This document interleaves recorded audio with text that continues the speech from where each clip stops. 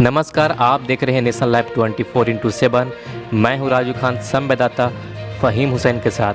आज जन अधिकार पार्टी के राष्ट्रीय अध्यक्ष एवं माननीय पूर्व सांसद पप्पू यादव सदर अस्पताल जहानाबाद का जायज़ा लिया। गया से लौटने के क्रम में उन्होंने जहानाबाद के सदर अस्पताल कोविड-19 के मरीजों से मिले और स्वास्थ्य का हाल जाना। जहानाबाद जन अधिकार पार्टी के अध्यक्ष संजय कुमार यादव ने बताया कि पप्पू यादव साथ में कोविड-19 के अस्पताल में गए और मरीजों से मिले। आपको ये भी बता दें, पूर्व सांसद पप्पू यादव जहानाबाद सदर अस्पताल का जायज़ा लिया। इसके अलावा गया में गए, गया में लोगों से मिले, कोविड के अस्पताल गए तथा हर रोज़ किसी न किसी अस्पताल में इनका दौरा चल रहा है। जब से कोविड-19 फिर से आई है, पप्पू यादव हर एक दिन हर किसी अस्पताल में ज़रूर जा रहे हैं। लोगों का ये भी कहना है कि पप्पू यादव इस समय कोविड-19 के महामारी में एक मसीहा के तौर पर लोगों को मदद पहुंचा रहे हैं। उन्होंने ये कहा, आखिर सरकार स्वास्थ्य के नाम पर सरकार इतने सालों से पैसा कहां खर्च कर रही है। इस सिस्टम को बिहार में तो स्वास्थ्य क्षेत्र में कोई स्ट्रक्चर है ही नहीं, सब खत्म हो चुका है। उन्होंने पीड़ितों से मिला और वहां की व्यवस्थाओं को देखा। देखें पूरी रिपोर्ट।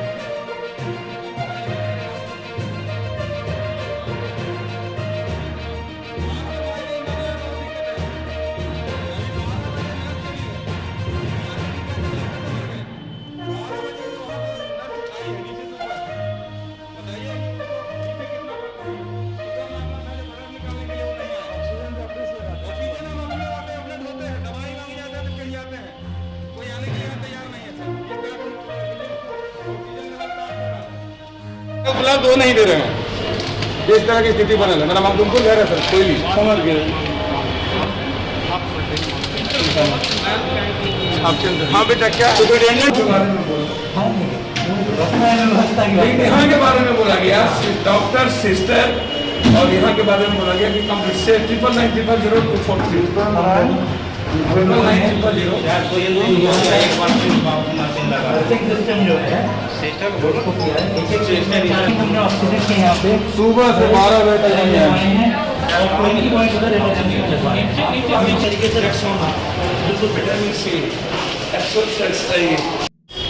RMTCR की जो जांच की रिपोर्ट है वो 10 दिन में आएगा। तो तब तक आप क्या चलाइएगा? तब तक आप पेशेंट को क्या बताइएगा? वो आपको मर जाएगा। आप वो रिपोर्ट में पैथोलॉजी कहता है नहीं है, दूसरा कहता है कि मेरे पास डाटा ऑपरेटर नहीं है, रिपोर्ट निकालेगा कौन? तो लगातार जो हालात है इस कंट्री के, जिस कंट्री में ऑक्सीजन और दवाई के लिए एक आदमी तरस जाए, उस कंट्री में सिस्टम चलाने वाले नेताओं को चुल्लू भर पानी में डूब के मर जाना चाहिए, कंप्लीट कोलैप्स हो जाना चाहिए। मौत को छुपाया जा रहा है इस सरकार के द्वारा। पूरे भारत में 50,000 मिनिमम मौत है पूरे इंडिया में। क्यों छुपा रही है सरकार? 350 के लगभग मौत तो सिर्फ और 500 के बीच बिहार में होती है, 150 से ऊपर मौत सिर्फ पटना में होती है और आंकड़े को छुपाते हैं। दूसरी तरफ वैक्सीन का कोई मतलब काउंटर ही बहुत मिनिमाइज कर दिया गया। कहां वैक्सीन लगाएंगे? केंद्र सरकार सौतेलेपन का व्यवहार आखिर बार बार बार बार क्यों करती है? हमें वैक्सीन का डोज नहीं दिया क्यों? क्या बिहार नेपाल में है? क्या बिहार पाकिस्तान में है? ना वैक्सीन का डोज, ना तो रेमडेसिविर का। और आज जो सबसे बड़ा प्रॉब्लम होगा इसको समझिए, ऑक्सीजन का लिक्विड गायब हो गया। झारखंड ने आज कह दिया कि मैं अभी नहीं दे पा रहा हूं। पटना का 2 ऑक्सीजन प्लांट, फतुहा और एक दूसरा, ये दोनों ऑक्सीजन प्लांट अभी बंद है। जब लिक्विड नहीं आएगा तो ऑक्सीजन कहां से भराएगा? तीसरी अंतिम चीज, सिलेंडर बिहार में है ही नहीं।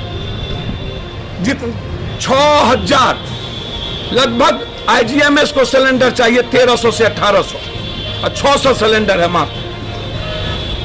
मुजफ्फरपुर को सिलेंडर चाहिए 750, 200 सिलेंडर है मात्र। एनएमसीएच को सिलेंडर चाहिए 3200, मात्र 700-600 सिलेंडर है। कैसे बचा लीजिएगा?